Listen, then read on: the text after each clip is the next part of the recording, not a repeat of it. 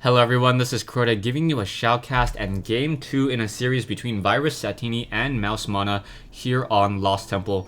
Just a suggestion to Blizzard, would it be possible to turn off game chat when watching a replay, just because it does get a little bit distracting sometimes when all of a sudden you get a lot of text and it comes up into this region here and actually starts stopping you from being able to see much of the game. Anyways, Virus Sattini spawning here at the 8 o'clock location as the yellow Terran player. Meanwhile, Mouse Mana spawning here as the red Protoss. So Protoss versus Terran once again. Like the fact that they don't change their colors on me just because I don't have to reset this up every single game. Now, Lost Temple. Game 1 on Jungle Basin was a really good back and forth match. I think when I studied that replay, I think actually no, I'm not gonna give you any spoilers on those games. Try to watch these games in order. There is a numbering system on my replays for a reason, and now we see an SCV making its way out. So interestingly enough, Sattini doing an early scouting instead of Mana. So Sattini scouting before a Protoss player, and that is very rare. So scouting even before his barracks went down. We now see that this one SCV is on the way. We'll be able to walk around and quickly find that the Protoss player is not spawning at the 12 o'clock location. Mana does place down one gas over here. So he is currently running off of one gas. Also, same thing for Sattini. Both players now teching off, trying to balance tech, macro, and micro in the early game, making sure that they do not fall too far behind. In comes this one SCV. SCV will be able to walk up this ramp, see that the gateway has been completed. Meanwhile, the barracks will not be able to finish training one Marine just quite yet. I remember when Marines only cost 20 game seconds to build, and it was so easy to get out that early Marine, but then Marine harassment and Marine rushes were so efficient in the early game. One probe now making its way south over here. Now quickly we'll be able to see that there is a refinery as this one SCV trying to make its way over here, setting up that supply depot, and that probe will not be able to stick around. Back over here, a second gas now being placed down as well by Mana and by Sattini. So Sattini most likely will not be going for a multiple racks build. I am curious as to what strategy Sattini will be going for. I believe double gas normally indicates a 1-1-1 or Destiny Cloudfist. Yeah, Destiny Cloudfist. I'm trying to remember the song Destiny Cloudfist 30 minutes in. Yeah. Anyways, back over here, the pylon now currently being warped in as well as an assimilator being placed down here, and now a warp gate research is currently being researched. Mouse Mana with that one gateway, getting a zealot and now a sentry. So being very careful to balance his unit production with his gas and his mineral collection. And off of this, because he is training sentries, if he trains up another sentry, he will be able to have enough minerals to set up an expansion here. However, he may not have enough of an army in order to hold that expansion. And now we see a robotics facility coming into play. So most likely that means that we will not be seeing any expansion coming in, at least not for the next 3 game minutes or so, as this Marine now going to be able to simply walk back into that bunker there and be able to hold that line. One Reaper has been created, so a Scouting Reaper now being trained, a Scouting Reaper more to keep track of what your opponent is trying to do, and now this Reaper just looking along this edge over here, trying to make sure that there is no I guess proxy pylons off in that position, but really you would really want to be looking for proxy pylons and proxy stargates off over here. We do see a starport now currently being built, and the reactor has finished being trained, so now double Marines being trained over here, as we also see one Stalker, one Sentry, one Zealot. I guess that we can call that the 1-1-1 of the Protoss army in order to hold off any early aggression. The Reaper now giving chase against that poor probe. That poor probe will not be able to survive. The probe down to 4 hit points already. The Reaper with a range of 4.5, and there it goes, jumping back off onto that high ground. It will see a couple of Stalkers. No, will not be able to see that Stalker Sentry, as that Stalker now, or that Sentry trying to activate that Zonaga Watchtower. However, gonna take off 2 particle disruptor shots, quickly jumping into the air, making sure to not get hit. Reaper already down to 30 hit points, but able to put at least a little bit of aggressiveness on his build. We do see the Banshee and now Cloaking Field being researched.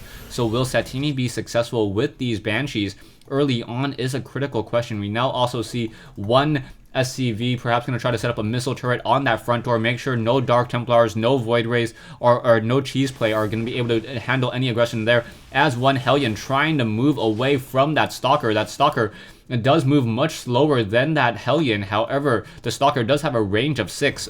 So moving and attacking, doing a great job there. And now just activating this Naga Watchtower Hellion down to 28 hit points. As that Banshee is now going to be trained up. We do see that there is a Nexus down here currently being warped in. That Observer will quickly be able to see that there is a Banshee or a medevac, or sorry, a starport currently in play, and now knows that he needs to be careful for additional observer. Will that probe? Yeah, the observer was shot down there, so the scanner sweep site just a little bit larger. And now there's going to be, interestingly enough, it is going to be a Reaper Banshee up on that ledge, and I like this play by Sattini. The Reaper plus that Banshee, I believe, it will deal exactly enough damage to one-shot, or just a little bit more than enough damage to one-shot any probes, so that if this Reaper does come down into here, it will be able to deal some damage. And now trying to deal some damage over there. Down goes one, down goes another, and now using a quick cloak. However, there is an observer in the air, and now this one Banshee will be forced to come back onto that low ground. Too bad Reapers cannot attack that air unit, take down that observer, try to catch up to it. That'd be pretty interesting to see now if Reapers were able to attack air as well, since they're pretty much completely useless now in mass after they have been nerfed beyond recognition. Watch in like 6 months, some Korean player is going to find a use for them in the metagame, and I'll have to eat my words just because the metagame changes so often. We do see a couple of Stalkers, Zealots, and Sentries down here on that low ground. Siege Tanks and Siege Tech now being researched. So what Sattini going for Marines, Siege Tanks, and Banshees, which is a very strong unit combination. Banshees have a very high DPS, able to deal damage towards those Zealots that have a large amount of hit points.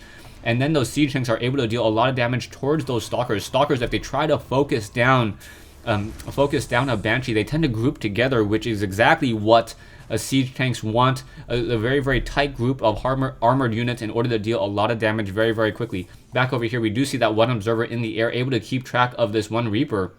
And that Reaper will be able to just stick here, perhaps get some damage, and warping in onto that high ground. Nicely done. So that Zealot now going to be able to start chasing down that Reaper. Reaper now down to 6 hit points. There it goes.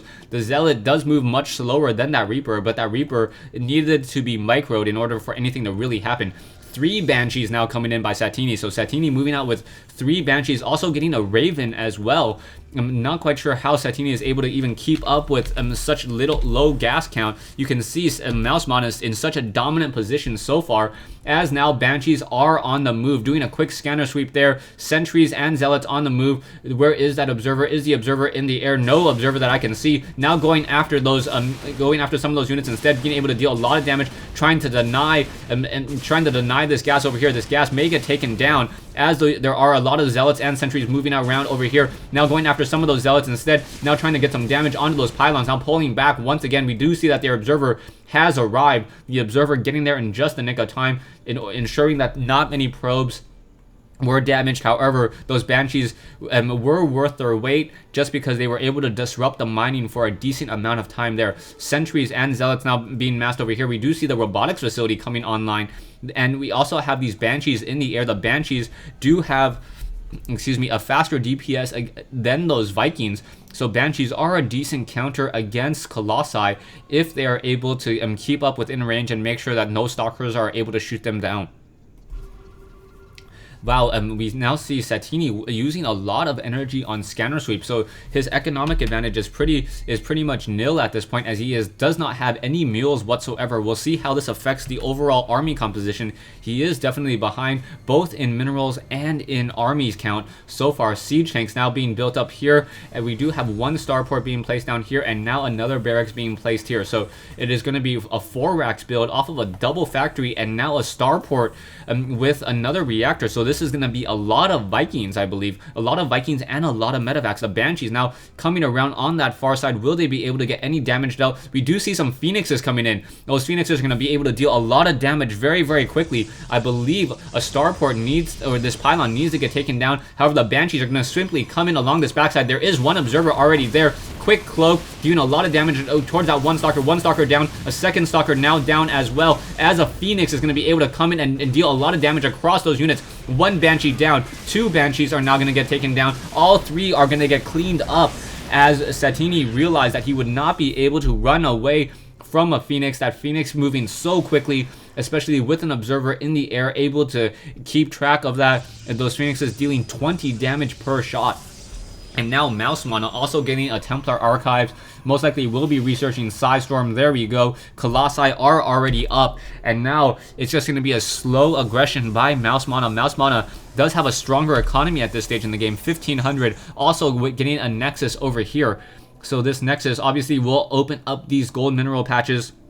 Now, some players are asking me, what returns more minerals? A fully saturated gold patch or a fully saturated blue patch? They return about the same. It just takes it takes about 6 harvesters less to fully saturate a gold patch. So it is better to try to fully saturate and to take these gold mineral locations. They are a little bit more exposed, but on Lost Temple, when it is a cross spawn like this and you can activate the Xel'Naga Watchtower, you're pretty much sure that any ground army will be revealed if they try to come out. We now see one observer making its way over here. Command Center now upgrading to a planetary fortress. I do believe that observer just within sight range now, and now take some damage from there. Only one round of attack as that observer just soak up some shield damage there, and now in comes some Vikings. Vikings now fighting back and forth.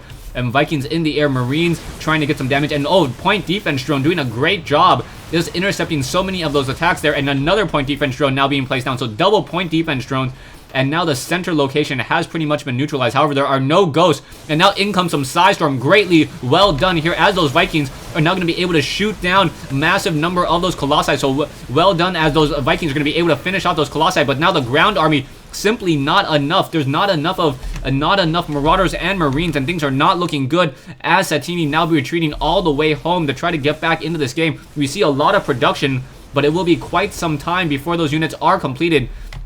Vikings are in the air. Planetary Fortress is over here. Doesn't want to try to engage over there. And now those Vikings are going to be able to just get off one round of attack very, very quickly across those units. Another Psystorm underneath those units fighting back and forth. The one Colossus will get taken down there. Stalkers continuing to fight. Archon pushing in here. And Sattini, I believe, just completely mistimed his attack there. Was not sure about those High Templars. Those High Templars getting off a lot of critical Psystorms. And even though the Vikings were able to finish off those Colossi, those High Templars were just simply unaccounted for. No Ghosts, no EMP Shockwave. And I believe that the Stalkers are simply going to be able to deal too much damage army-wise. Triple the size, and those Stalkers are in the base already. Guardian Shield already up. More of these units are going to be trying to double train out of this location, but that rally, they're going to rally to their deaths as not much will be able to be done. And as you can see, advertisements by the websites inserting their own comments into the game, and GG by Sattini. So Sattini losing game 2 in what I believe to be a best of 3 matchup, and forcing a game 3. So I believe game 3 will be in the Xel'Naga Caverns. Thanks for watching. Thanks for listening. I hope you guys enjoyed this 1v1 matchup, Protoss versus Terran, here on Lost Temple.